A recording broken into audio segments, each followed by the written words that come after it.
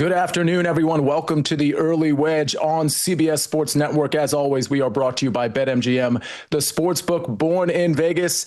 And we've got the Memorial to talk about, and we talk about it with Mike McClure and Jason Sobel. Jason, how you feeling? We're one day away from a pretty great tournament.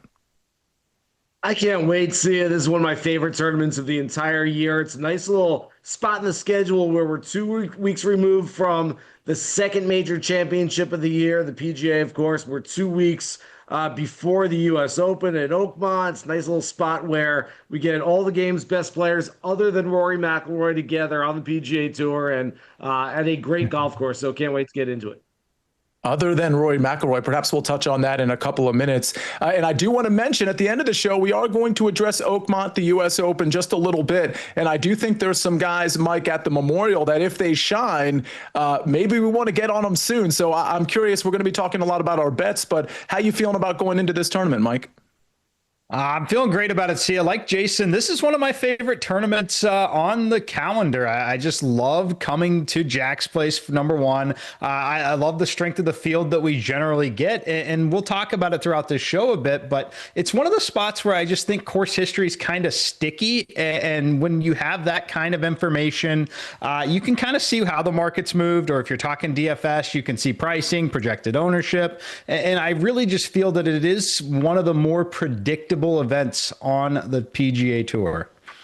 That's very interesting. Mike, I want to stick with you on that point because we're going to talk about a lot of players that, to your point, like to what you just said, like kind of have some sticky course history. I can't lay. I like Siwoo. I know you like Siwoo in this tournament as well, but obviously Scotty fits that description. Some other golfers, maybe Hideki Matsuyama, who will come up later in the show. But I do agree, and I do think some of these guys at the top of the board that we see, as we see recent Memorial Tournament winners, I mean, we're seeing a lot of big names. Scotty Scheffler, Victor Hovland, Billy Horschel, I guess kind of, but Patrick Cantlay, John Rahm, Patrick Cantlay again, Bryson. I will say this.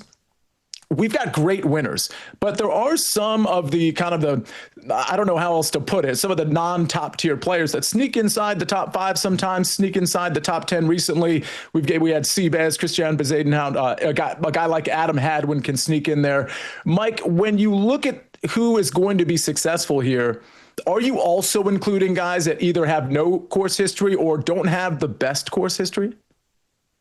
I'm not always going to, really discount guys for not having experience. This is one place where I would like you to have some. If you don't have the experience, I need you to at least check the boxes on the profile that I'm looking at more so than anything and have some really good recent form. So I think that it's fine to lean into some of those newer names that are really kind of playing well so far this season. And again, remembering that it is a limited field event. There is a cut, but there's still a very high probability of getting all 4 rounds, which is more critical than anything here.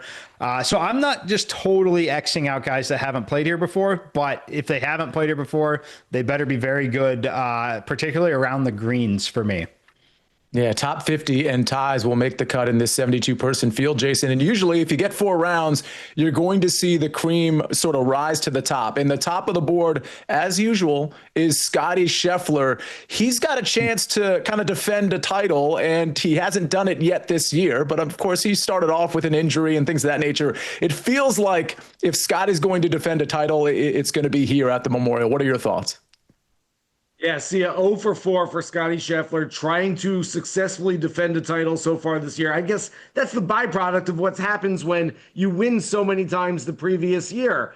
Certainly, he's not playing poorly, and he had back-to-back wins from the CJ Cup, Byron Nelson to the PGA Championship, finished top 5 once again at Colonial for a 4th straight year this past weekend. And for all we talk about, okay, we like this player a little bit deeper on the odds board, we like this guy, it seems like on a regular basis when Scotty Scheffler is playing now, all of our prognostications and predictions and research and studying going into the week boil down to, can we avoid Scotty Scheffler in the outright market or not? And I think that's a big question this week because Scotty Scheffler, of course, not only won last year, but he was best in the field tee to green, best in the field with his irons, and he's continuing to do that this year. In fact, the numbers show he is just as good, if not better, at all the ball striking statistics than he was a year ago when he had that 9-win season. So again, we're looking to avoid Scotty unless you're jumping on Scotty at a very short number, 3-1 or shorter in most books.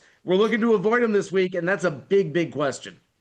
Yeah, it's a big question. And when we get to the betting portion of this show, which will come up in the next few segments, we're going to talk about whether we're betting in, well, from an outright perspective, whether we're betting in the without Scotty Scheffler market. Mike, can I ask you something? I don't want to get fully into betting yet, as that's going to come as this show continues. But something that's really interesting that I feel like a lot of people don't appreciate is that Scotty is always going to be, whether it's a signature event or what Patrick McDonald might call a Gen Pop event, even a major, he's always going to be in that plus 300, plus 280, maybe plus 400 range. And one thing you like to make clear when that happens is that's what the sports books have it at, but his actual win equity is different. Can you explain that? Because I do feel like there might be a misconception in terms of how likely he is to win tournament to tournament. Yeah, I think that at this point, particularly when you remove a guy like Rory, though, too, I really think that there is a pretty sizable gap from the implied probability from the sportsbook odds to where most models would truly have him. Now, I've still got Scotty as an overwhelming favorite. I've got him projected to win this golf tournament 19% of the time. That's going to come in around plus 400, plus 410. So just showing you where it's at there. It's not saying that I'm down on Scotty Scheffler by any means. Like 19% is a crazy number when you truly understand the math and think about it here. So when you talk about what you're looking at, though, Sia, yes, you're generally going to see inflated numbers on Scotty, and the more you remove players like Rory, the more that number gets inflated. So for me, it's one where I continue to just simply wait. I'd rather take Scotty at plus 180 or plus 200 after the first or second round when we have a lot more information. Jason, follow up. Yeah, it makes a lot of sense. Mike C and I talked about it on our early Wedge show yesterday, just that some of the odds, especially this week, it hit me. And you can say this pretty much about every week, but I used Corey Connors as an example. For the actual probability, he has played 203 tournaments on the PGA Tour. He's won twice. By my math, that's just about 1 in 100, so his probability should be about 1%. I get it. It's not quite there, and I get that he's a good player. He's going at about 28-1, 30-1 in most markets. I really like Corey Connors this week. He's a guy I would like to play. I can't do it at that number. So again, I think what you're saying makes a whole lot of sense to, first of all, shop around. Second of all, just wait. I mean, if you can get a guy, whether it's Scotty Scheffler or somebody else, when you've actually seen a little bit of it, think of it like you're playing Wheel of Fortune. Do you want to guess the puzzle with none of the letters out there, or do you want to wait and, have a potential for even a greater win once you've seen half of the letters? Well, give me half of the letters and maybe we'll jump in Thursday or Friday night. Give me all the game show analogies, Jason Sobel. Let's keep spinning that wheel and build up the bankroll, of course. But then that dreaded bankrupt or lose a turn. All right, well, Rory McIlroy, he's losing a turn. Jason, let me stick with you real quick because he decided not to play this week. And that's something maybe we can touch on later on in the show. But I do feel like that opens up a vacancy for someone to step into his role, to his shoes, somebody to challenge Scotty Scheffler. But here's the problem. And we'll get to this a little bit when we talk about the outrights later in the show. The problem is that next tier below Scotty and Rory, and again, Rory not here, it's a lot of guys, in my opinion, that have flaws in their game. I look at Colin Morikawa. Yeah, great course fit, all of those things, great history, but he hasn't been great. Patrick Cantlay, great course fit as well, great history, hasn't been great. Finishing position's not great. JT is a guy that is been really good this year, but I don't know that he's a great course fit. Ludwig has been a little bit off with the approach play. Hovland, you never know with the short game and everything else.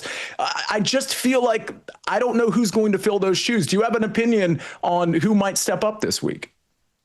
See, this is what a great host of a show does. Doesn't necessarily give his opinion, but sort of steers the analyst into that direction. And I know you're taking me in a direction where hey, look, the other players right below Scotty Scheffler without Rory McIlroy, we don't have a dominant number 2 in the field this week. It's not Xander Schauffele, who's playing okay. It's not Patrick Cantlay, who we really can't trust, certainly in the outright markets. It's not Justin Thomas, whose ball striking numbers have been good but not great since his victory. So who is it? I don't know, but I think there's a huge bunch. I think there's a lot of people that are grouped, a lot of players from that upper top tier to the middle of the mid tier. You can basically pick and choose, and I think that there's not much of a disparity between a guy like Xander, a guy like Patrick Cantlay, and when we get into Hideki Matsuyama and Siwoo Kim and even Tony Finau, players of that nature.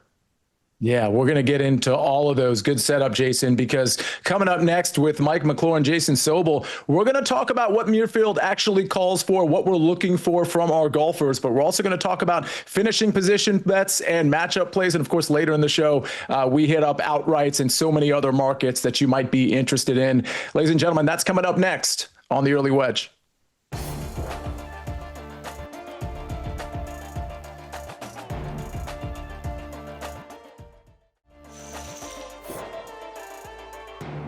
We're back on the Early Wedge on CBS Sports Network. Mike and Jason, I want to transition to a bit of the betting market-oriented stuff, but I want to start with what you guys are actually looking for at Muirfield Village. And Mike, I'm going to start with you. I will just sort of tell you what I'm looking for. I mean, this is a long track. It's very penal rough. I think greens in regulation are going to be hard to come by for a variety of reasons, not least of which is the small greens here.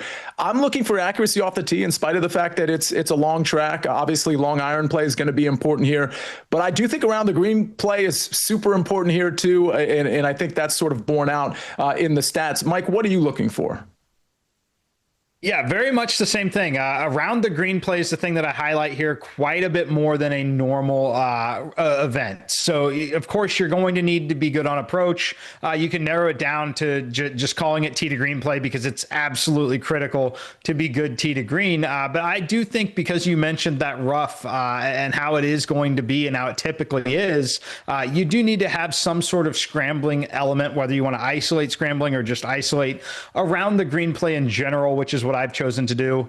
I want to mix in a little bit of course history in terms of if it's good, I will lean into it. If it's not been good, I am definitely going to lean into it not being good as well. And just knowing overall that we're talking about scoring opportunities being limited, which I think changes some of the profile of golfers that you might be looking to invest in. You know, some golfers really don't stand much of a chance if we're talking minus 22, minus 25 under, but all of a sudden, if you can win a golf tournament at 8 to 10 under, that opens the field up, in my opinion, to several more golfers. So yeah, tee to green, around the green, what I'm looking for most. Jason, it all makes sense. I mean, if I could distill it down, I'd say, and this is me working off what Mike said, and we'll hear your thoughts in a second, accuracy, approach play, particularly with an emphasis on the longer proximities, the longer irons around the green play and course history. I mean, if I could just distill it down to that, I feel like I'd find a pretty good crop of guys. What say you?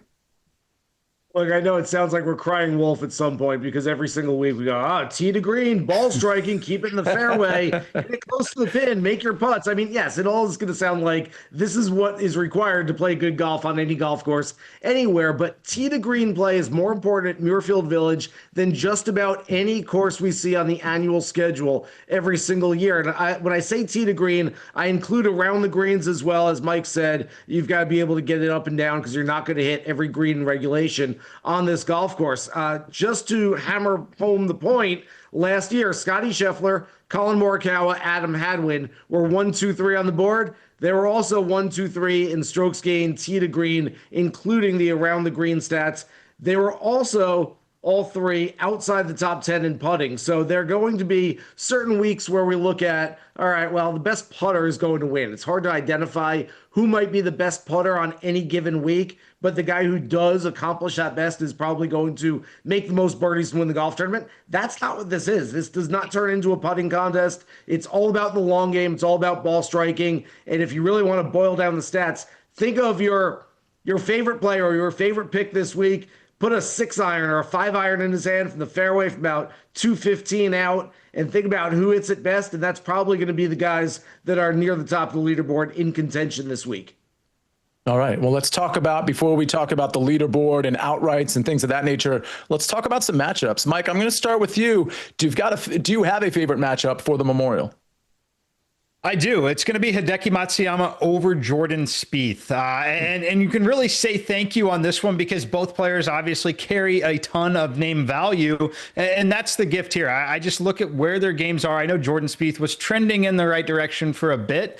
I think Hideki, though, is someone that you want to back when we're talking about just extremely difficult tests of golf. Just like I like him a lot at Augusta, I like him in this event, an event where I project, again, 8 to 10 under, can go win a golf tournament, would be very, very competitive. I love the skill set, though, particularly around the greens. That is where Hideki Matsuyama really separates himself when he's playing at that top level. And I think that he is here. I like the matchup quite a bit. I've got Hideki firmly inside my top 10. I've got Jordan Spieth around 16th in this field. Give me Matsuyama here, minus 120.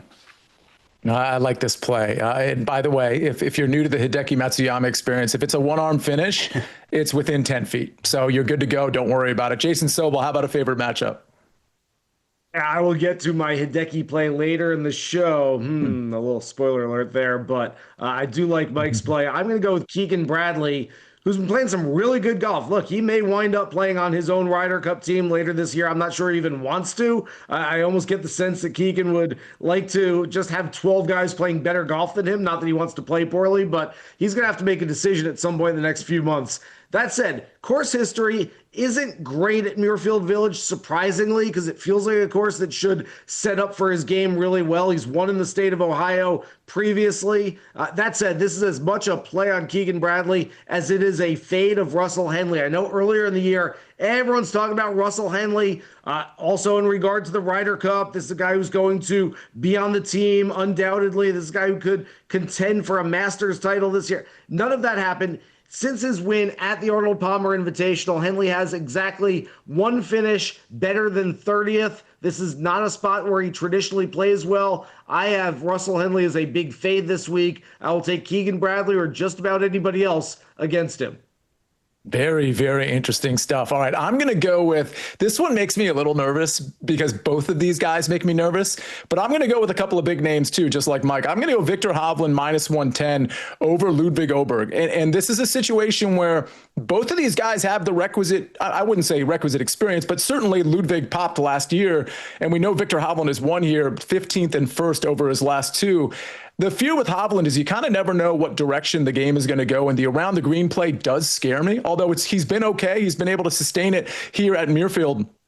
But Ludwig's game has been really off, particularly with the approach. And I just don't know that it's going to get better here. I don't like if it's between trusting the approach play or the lack of approach play for Ludwig versus Hovland's around the green play. I'm going to go ahead and trust Hovland because I love what he's doing on approach. So this is more of a fade on Ludwig than it is a pro Hovland take, but I just don't think Ludwig's game is where it needs to be. And oh, by the way, when he finished so well here last year, I believe it was 5th, he was coming in with great form, specifically great ball striking form. That's just not the case. So I don't think we're going to see a similar finish from Ludwig. Give me Victor Hovland at minus 110. Let's move along. Finishing positions. Jason, this time I start with you. All right, well, I am going to look at a guy who is sneakily playing some good golf right now, top 20s in his last two starts, and that's Tony Finau. I'm taking him for a top 20 here. He was 8th last year. In fact, he's been top 10 2 of the last 3 years. I feel like we've collectively sort of forgotten about Tony Finau. I have said for years that I think Tony Finau is a top 5 talent in the world. Now, I will retract that currently based on the fact that I don't think he can break into the Scheffler, Rory, Xander, Bryson, Rahm quintet. That said, I don't think Tony Finau is that far off. Now, does he show it with the results? No. Would we call him an underachiever? It's hard to say that about a 6-time PGA Tour winner, but I do still believe that the best is yet to come for Tony Finau. I still think he's got to clean up some things in his game, but it's coming around slowly, gradually, starting to play some good golf at a course where he's had moderate success in the past, at least in the finishing position market. So top 20 at well into plus money for me on Tony Finau this week.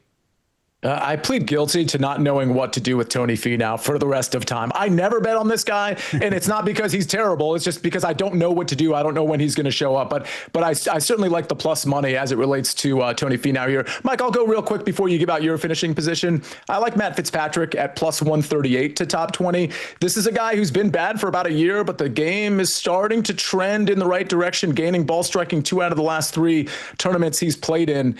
And oh, by the way, if around the green play is going to be important, Matt Fitzpatrick is certainly your guy, and he's proven it here before. I believe 3 out of his last 5 at the Memorial have been top 10 or top 15 finishes. Love the track record. I'm seeing enough with the recent form. I like him at a big plus number, a big enough plus number, plus 138, Matt Fitzpatrick. All right, Mike, give me a top 20 play. I like Patrick Cantlay here, guys. Look, I know very uncharacteristic miscut at the PGA Championship. Other than that, he was playing pretty decent golf, not great golf, but certainly not bad at all. Just hadn't broken through for the win yet, but was consistently racking up top 25 finish after top 25 finish. Talking about the limited field event here, limited cut, a high probability that he's making the cut here.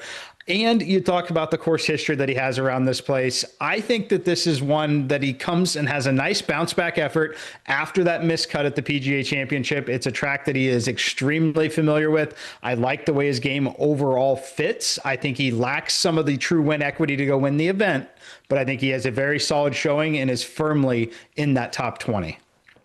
All right. I love it. I mean, I listen, Patrick Cantlay is another one of those guys I'm not 100% sure what to do with. Feel like when I bet on him, he disappoints, but he's got the track record here and the recent form. The metrics are certainly there. Let's see if the finishing position can be there as well. I like all the picks. All right. We got to move along because we got to get to the big ticket items, literally and figuratively. We're talking outrights next. We're talking sleepers, and we're going to be talking our best bets. A lot to come right here on the Early Wedge.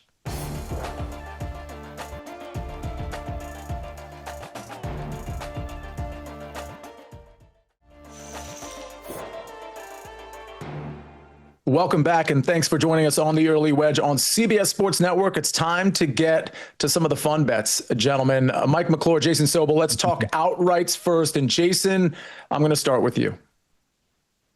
Well, Mike mentioned earlier that he likes Hideki Matsuyama in a matchup play over Jordan Spieth. I teased that I like him somewhere else, and I'm taking him in the outright market this week. I think it's a really good number, 35-1 on Hideki Matsuyama, who, of course, won this tournament back in his tournament debut in 2014. Since then, has had plenty of good results. I know the play has been great for Hideki the last few weeks. Missed the cut at the PGA Championship, 36 last week at Colonial. That said, if you go back and look at some of his biggest wins, including the Masters 4 years ago, he had gone 32nd, 40th, missed cut before winning the green jacket. So Hideki is a guy, unlike some others, some players need some momentum going into an event to play well. Hideki needs no momentum, doesn't really matter how the form is. He can figure it out, and he has tended to figure it out on this golf course over the years. I think he's a really nice play at that number. Mike, I know you have a different outright, but I know you have a lot of interest in Hideki as well. Yeah, a lot of interest in Hideki. I have played him outright. As Jason mentioned, I think this is a great setup, and more interesting than that is just the number. It's a great number on Hideki. As is Siwoo Kim. I like Siwoo Kim. I think that his course history, like Hideki's, is extremely sticky. If you look at how good he has been at this particular golf course, I think there is something to it. He's been solid of late as well, just checking kind of all the boxes, not up there, threatening to win tournaments necessarily, but really, really right there in that next tier. If Scottie Scheffler doesn't have a great tournament, I think it's going to be someone in this Hideki, Siwoo Kim kind of range that can go steal this golf tournament. Love the number here at 45. Yeah, totally agree. And I know you brought him up on our DFS show on Monday as well, over on the SportsLine YouTube channel. And by the way, we'll be talking DFS in a few minutes. But I got to say, I do love Siwoo Kim. These are never played on paper. And if you just pay attention to the metrics and you expect to get paid off every time, it's just not going to work out for you in golf. But I will say this.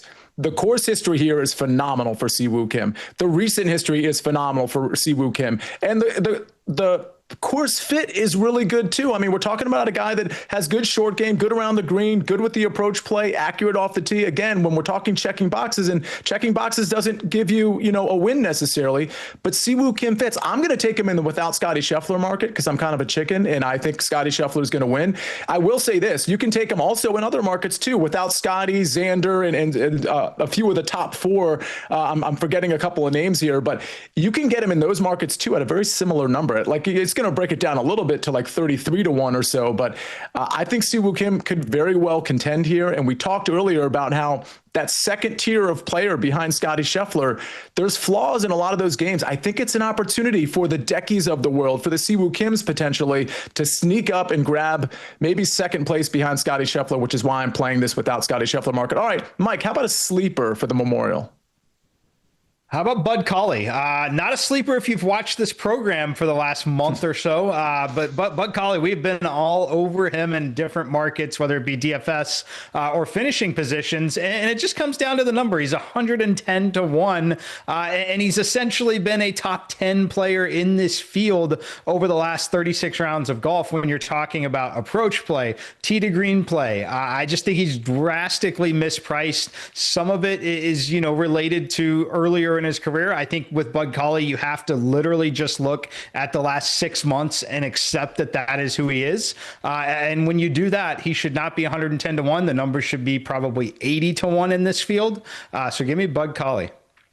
Yeah, it's so funny because I'm doing Bud Cauley at 80-1 in the without market without Scottie Scheffler. And by the way, that without Big Four market, it's Scottie, Xander, JT, and Colin Morikawa, which, by the way, if you wanted to take Bud Cauley in that market, it's going to be in that 70-1 range. So that's my sleeper as well, Mike. Somebody we'll talk about when we talk about daily fantasy. Jason, go ahead. I might play some Bud Cauley just for the storyline because it would be the story of the year. Back in 2018, Bud missed the cut at Muirfield Village. That night was in a very severe car accident, nearly lost his life, had injuries that kept him from playing professional golf for a few years. So to come back to this very site, this very golf tournament, and be a guy who has a chance to win this golf tournament, I think would be, like I said, the story of the year and maybe the story of the decade in professional golf on the PGA Tour. All of that said, I'm going to go with my long shot play of Taylor Pendrith, who was top 5 at the PGA Championship a few weeks ago. We know he's not the most consistent player, but on a long golf course where you've got to mash the ball off the tee and mash your long iron play, I think Taylor Pendrith makes a lot of sense at 80-1. I think it's a really nice number to see if he can pull off a Russell Henley, Sepp Straka-like win against a signature field. Yeah, I feel like Taylor Pendrith has the pedigree and the talent, maybe not pedigree, but certainly the talent to do what you're saying he can do, Jason. Certainly a low floor, too. I kind of think I hate to keep bringing up DFS. I think he's an interesting DFS play as well, maybe not getting the attention he deserves. All right, we'll go to best bets, and our best bets happen to be in that finishing position market that we talked about earlier in the show. I'm going to lead off. I mean, this is a broken record time. Siwoo Kim, top 20. I gave this out on the early edge a couple of days ago. Siwoo Kim, top 20, was plus 115. It's now probably plus 110 or plus 105. A guy who has consistently, oh, by the way, the last five trips, like, wait for it, the last 5 trips at Memorial, he's top 20 at all of them. Again, that's not why you bet him necessarily, but it's certainly good evidence as to why you bet him. It's also the recent form and the things we already talked about with Siwoo. So any plus number with Siwoo, top 20, I am willing to take. Mike McClure, how about a best bet? Give me Andrew Novak, top 30 minus 115. It's a top 30 in a limited field slight cut event. And look, I know that there's question marks about, not having played around here. I think that's all squashed. You look at where he's played and how well he's played this season in big spots and continue to play well even after, losing that event to Justin Thomas. Ultimately, I think that this is a guy that is just mispriced, very similar to Bud Cauley. If you're willing to buy in on what you've seen over the last month and a half, like I am, he's just simply mispriced. So give me the top 30 finish here, minus 115. It does feel like a big enough sample size, Mike, on Andrew Novak, where maybe we need to start having different conversations about him. Again, it's not a huge sample size, but it does feel like it's big enough where, in the betting market and in DFS, maybe he's just not getting enough respect. Jason Sobel, a guy that we haven't even mentioned yet, who I think could have a really good tournament, is Shane Lowry.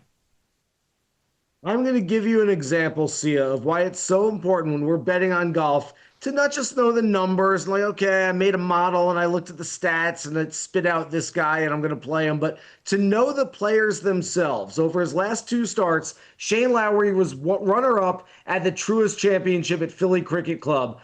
Reading all the quotes, listening to what he said, he loved it that week. He loved the setup. He was of the right mindset to go play some good golf. The next week, Quail Hollow, he has never liked Quail Hollow. Didn't like it when he showed up that week. Didn't like it when he got a bad ruling on what looked like an embedded ball. Didn't like anything about it. He was frustrated. He was not of the right mindset, and he missed the cut. It just goes to show. I mean, all of us who play golf, if you're going out with your buddies on a Sunday morning, oh, we're going to this course. I love this place. I broke 80 there once. I'm going to have a good time. You're of the right mindset. You play good golf. You go to this other place, you're like, oh, man, I never make any putts there. I don't like it there. You're not going to play well. Well, guess what? The pros are people, too. They're just like us. Shane Lowry likes Muirfield Village. He should be motivated to play well at Muirfield Village. Again, like Mike said, a limited field, so I love finishing position plays of top 20 or top 30 when we only have to beat a quarter of the field. So I love Shane Lowry for a top 20 at even money this week. And if you really want to get aggressive, I don't mind top 10s, top 5s on him as well.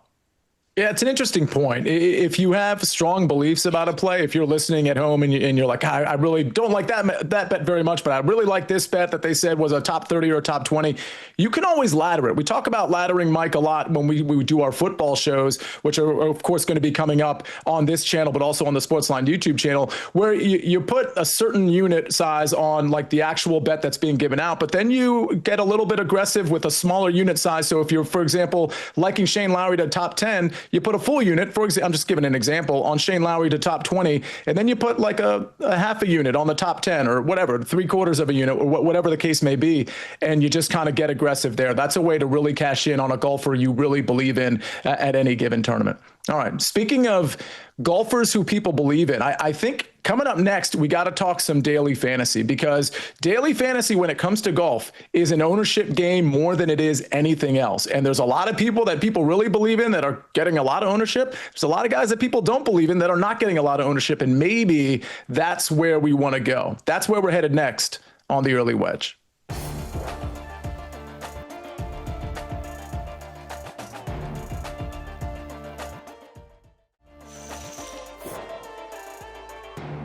We're back on the Early Wedge, and it's time to turn our attention a little bit to daily fantasy.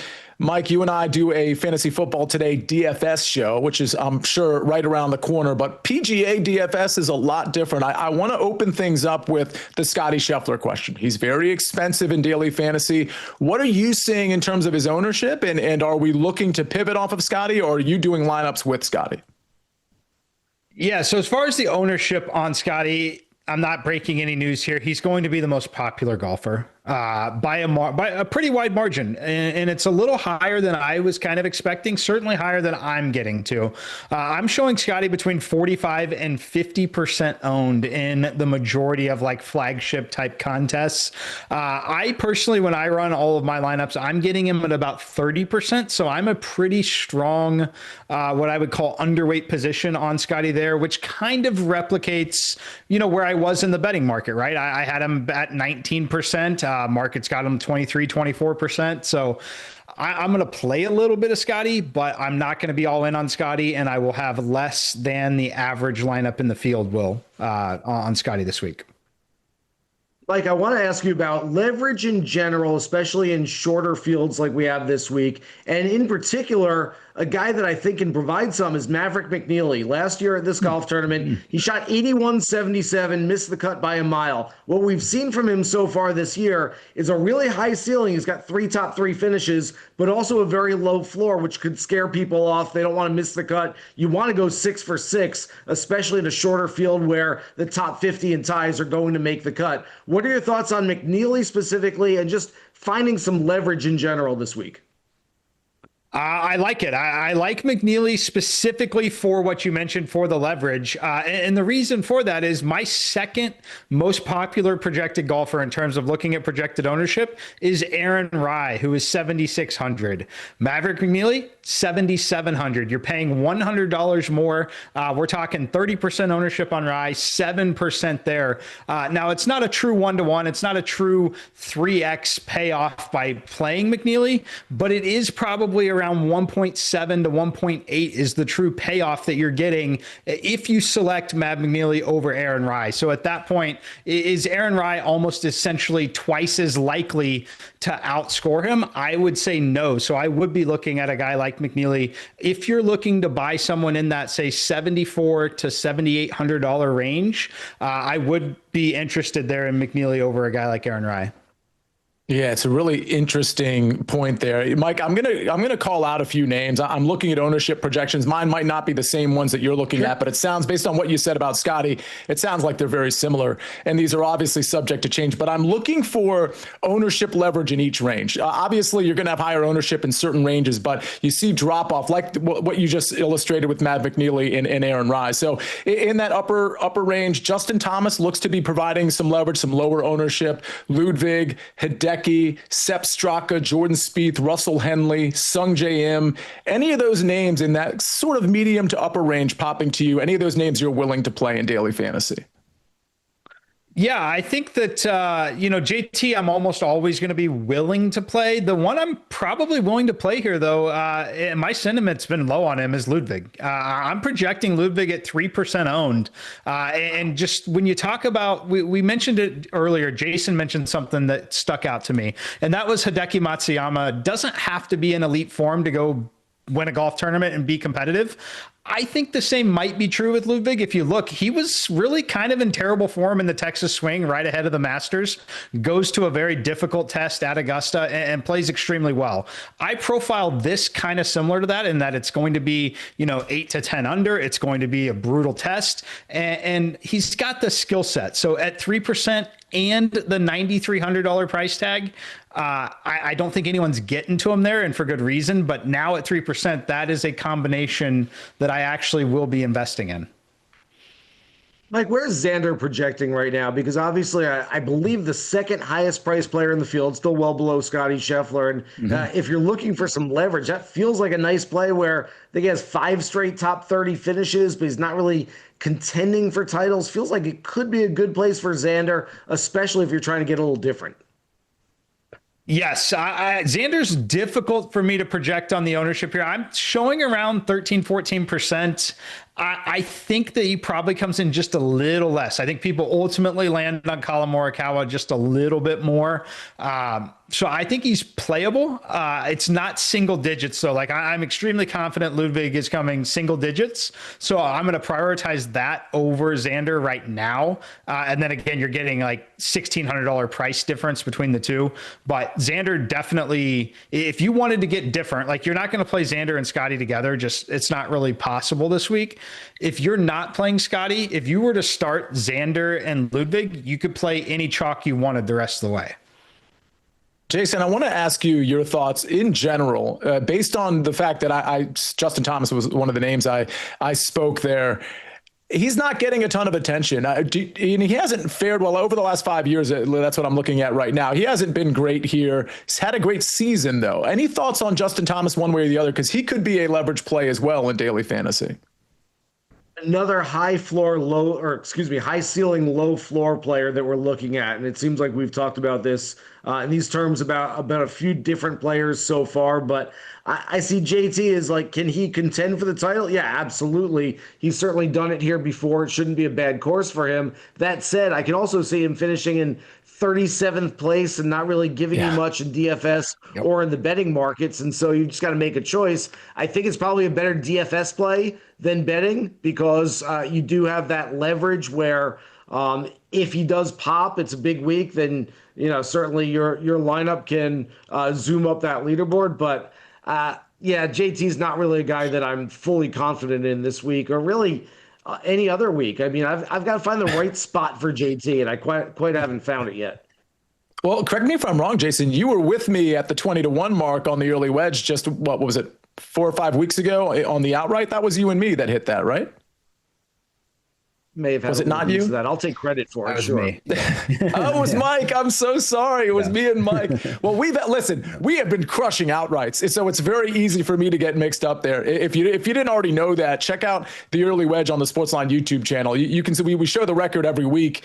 We have really been smashing outrights, including 2 of our 4 on the betting show, hitting Ben Griffin at 65-1 and in the without market at 45-1. So easy for me to confuse. Jason, go ahead. It was Mike's play, but I tail all of Mike's plays, so I won too. So don't worry about it. It's fine. We're all winners on the Early Wedge. By the way, you and me, Jason, at 4 o'clock on the SportsLine YouTube channel. It's a live chat. We answer everybody's questions, whether they're betting related, golf related, or DFS related. And I got to give Jason some props because earlier in the show, he said he was talking about Shane Lowry and kind of knowing the players. Nobody knows the players, or at least very few know the players as well as Jason Sobel. So those are the types of questions we can have in our live chat today at 4 o'clock on the SportsLine YouTube channel as well. All right. Well, we got to chat next about Oakmont. We got to talk about the U.S. Open and maybe preview some of the guys that we like heading there. And some of those guys are playing at the Memorial. And if they play well, their odds might shift. So maybe we want to get ahead of the market. We'll talk about it all next on the Early Wedge.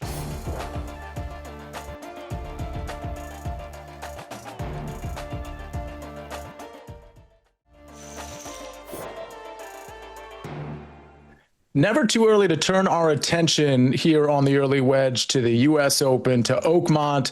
Let's spend a few minutes talking about that. I mean, we've got some players, Mike and Jason, that are in this field where their odds, their stock could change a little bit. Before we get there, Jason, I know you'll be covering Oakmont. You'll be there, boots on the ground, and I know you've covered it before. I think you've covered it before.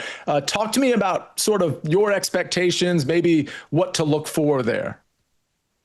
It is a brutally difficult golf course with a brutally difficult setup that we're going to see for the U.S. Open. I would be surprised if there are too many red numbers on this board, if any. I mean, we could see even par, even over par as the winning score in 2 weeks' time. That said, based on the fact that the last 6 major champions have been Scotty twice, Xander twice, Bryson and Rory, and we're going to one of the most difficult golf courses. My card will be very short, and it will not go past the biggest names, at least in the outright market. As far as the player that I'm watching this week to see what they bring to Oakmont in 2 weeks, the guy that I'm looking at the closest is Xander Schauffele. Since his return from injury, he's played some good golf, not great golf. Tough trying to keep 4 rounds together. His results at the U.S. Open: 5th, 6th, 3rd, 5th, 7th, 14th, 10th, and 7th. That's a whole lot of yellow boxes on his Wikipedia page. I like Xander Schauffele at a little bit of an inflated number based on recent form. And quite frankly, guys, I'm not going too much further down the board. I love playing long shots. I love looking for big numbers. I just don't see it happening at Oakmont. Mike, when we look at some of the numbers that are like some of the odds, I mean, we see Scotty at like plus 350, Rory plus 600. None of this should be a surprise to us. Bryson and Xander in that plus 1200 range. Rahm also in that range. I guess my question for you is a couple of those names are playing this week, but we do have guys that are also playing this week that are further down, like Morikawa, JT, both at 20-1, Hovland at 30-1, Cantlay and Decky at 40-1, Finau 50, Spieth 50. Any of those names that you like enough to maybe bet now because you think they're going to do well this week, or is it just a wait and see? It's going to be a wait and see for me personally. You know, the one that I'm worried about missing out on is frankly the 40 on Hideki. If Hideki wins this week, that's the one I'd be worried about missing out on. And I would even try to get ahead of that in the sense that if we see Hideki on the front page of the leaderboard after round 2 and the odds are still up, I would start looking at potentially buying that there before that disappears. Otherwise, for me, it's going to be at the top. It's going to be Scotty Scheffler.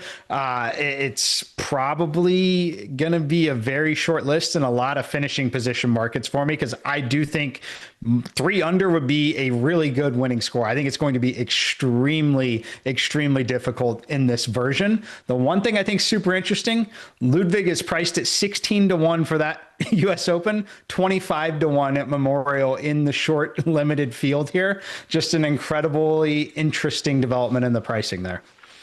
Very interesting stuff. I mean, I think one thing to keep in mind, particularly from a betting standpoint, when it comes to some of these big boy events, and that includes the Memorial, you don't have to bet everything, and you don't have to bet every market either. If you don't like the outright market, that's great. Do the finishing positions like Mike and Jason were talking about. So always, that's the beauty of golf. There's just so many different things to bet, so many different things to play. We talk about it all on the SportsLine YouTube channel, specifically on the early wedge. Scan that QR code. Join us today at 4 o'clock. It'll be me and Jason Sobel. We're there 4 days a week. Thanks for joining us today, though. Have a great Wednesday. See you next time on the Early Wedge.